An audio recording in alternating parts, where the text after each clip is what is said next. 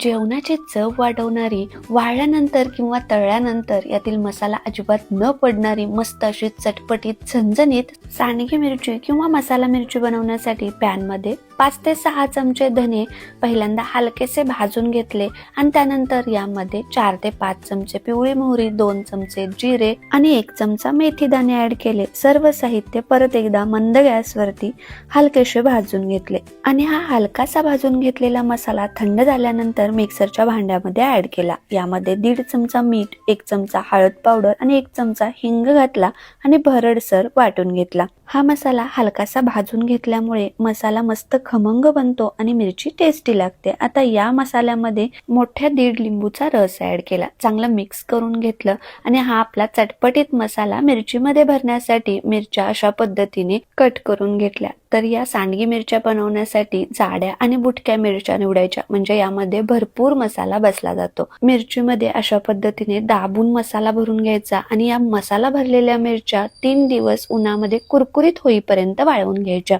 आणि या अशा कुरकुरीत वाळलेल्या मिरच्या हवाबंद डब्यामध्ये वर्षभरासाठी स्टोअर करून ठेवू शकता आणि जेव्हा पाहिजे तेव्हा जेवणासोबत तोंडी लावण्यासाठी दही भातासोबत, वरण भातासोबत या मस्त अशा झणझणीत चटपटीत मसाला मिरच्या तळून एन्जॉय करू शकता. Thank you, bye bye.